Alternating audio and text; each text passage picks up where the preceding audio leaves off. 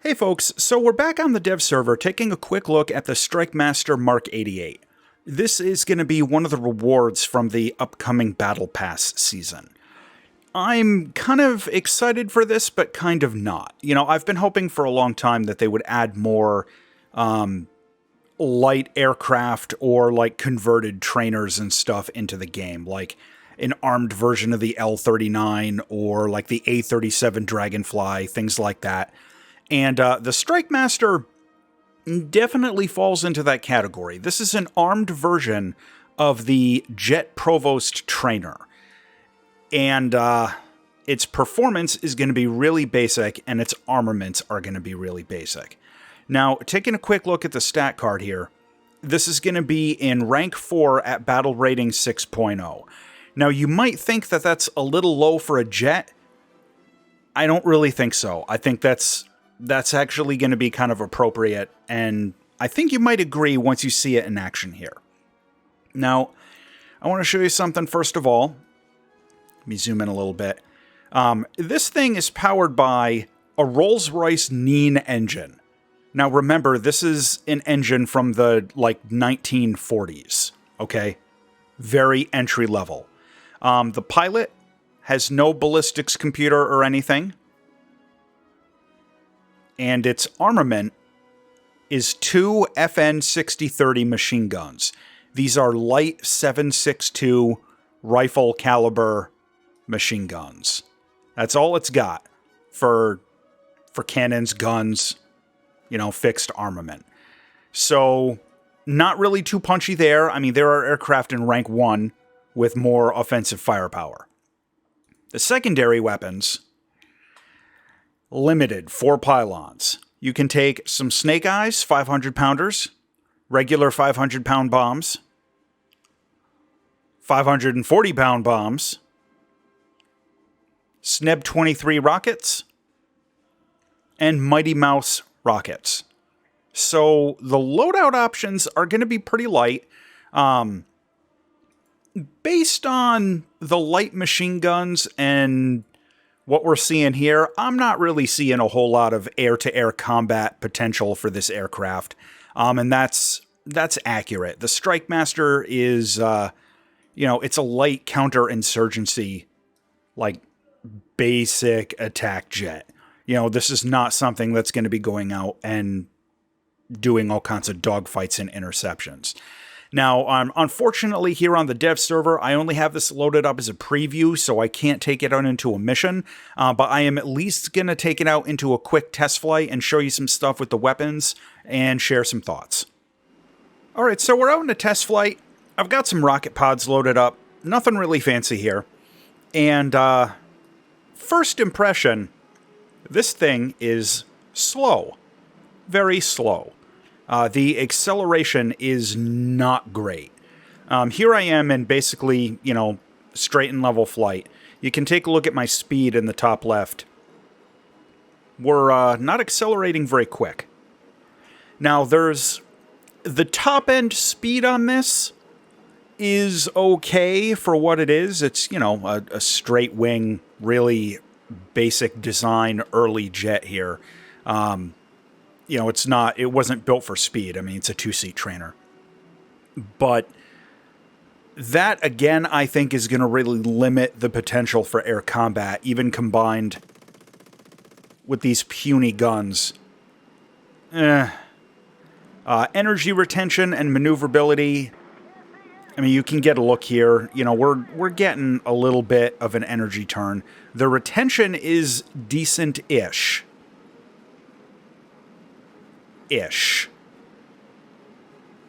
But the turn rate is not really impressive. I'm kind of thinking this feels a lot like flying the Supermarine Attacker, another really entry-level jet, or something like the R2Y2, just a really basic entry-level straight-wing jet. So, I don't know. A little skeptical on how this thing is going to be able to defend itself, if at all, against interception. For ground attack, of course, the weapons we have on this are not sophisticated. Let's dive in with these rockets.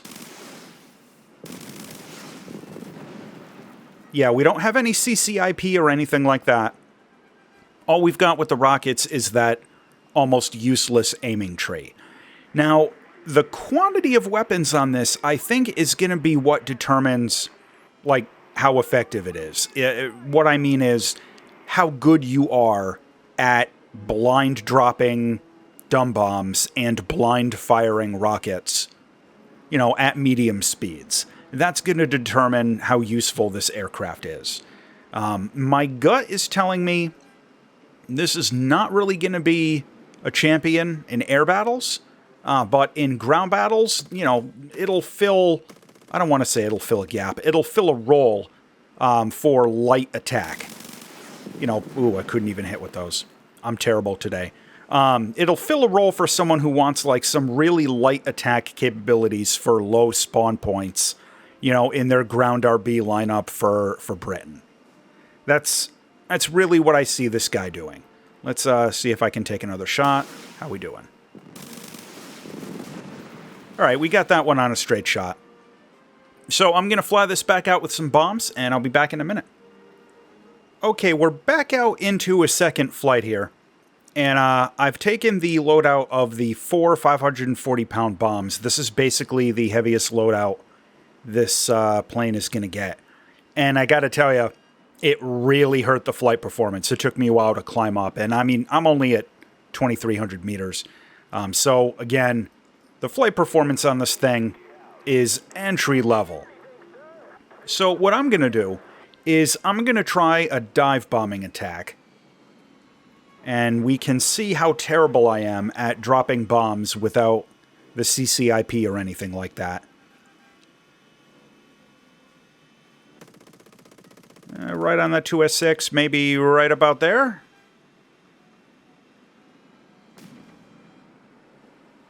Hey, we got it. All right.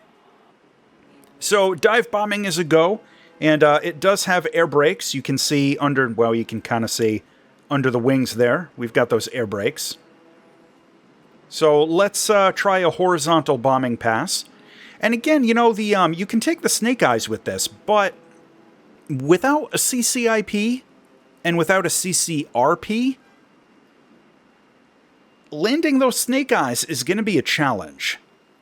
I mean, that's going to be a real challenge. I'm not optimistic on being too good at that.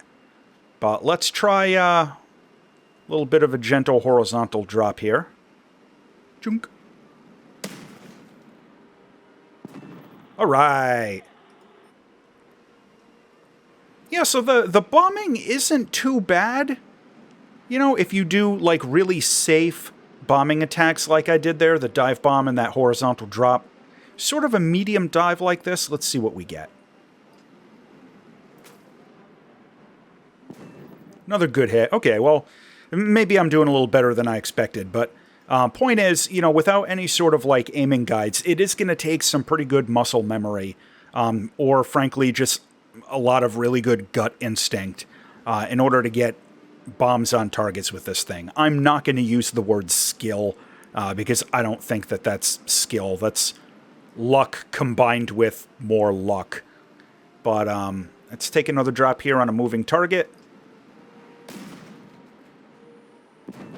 Oh, got a 2-for-1. All right. Not bad there.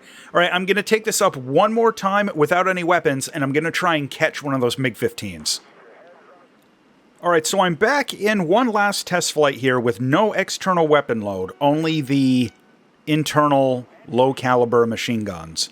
And there's no way I'm going to catch a MiG-15 in level flight, so I've got a little bit of altitude. I'm going to try and come in from above and do a pass with these guns.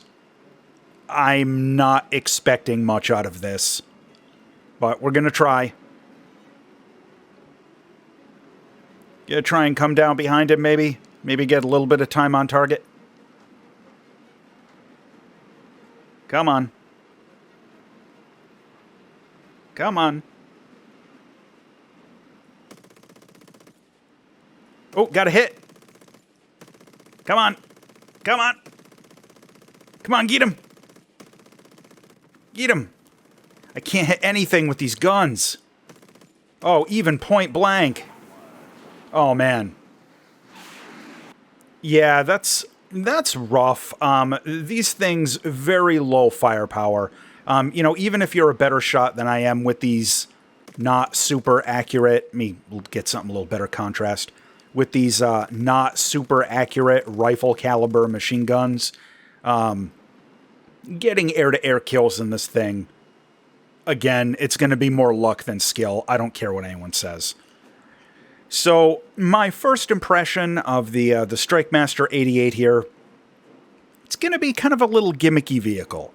I kind of wish they'd put stuff like this in the tech tree rather than as a battle pass reward, but the snail seems to have like a weird fetish for putting ground attack aircraft as the battle pass rewards. For whatever reason, they never put like fighters. It's always like a weird bomber or an interdiction plane or something like that, or like that Japanese torpedo bomber from the last one. So, it doesn't really surprise me they're putting this in the battle pass instead of the tech tree, even though I wish they wouldn't.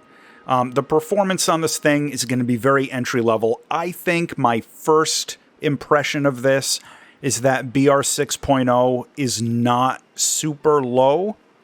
It kind of feels appropriate just because of the very limited forward firepower. And again, without any visual aids for ground attack, you're going to be relying on instinct and luck. You're trying to use these weapons in close air support. So, I think this will be fun to play, but not a game changer, and it's not going to break the meta. Anyway, that's my first impression on the Strikemaster Mk.88. As always, thanks for watching.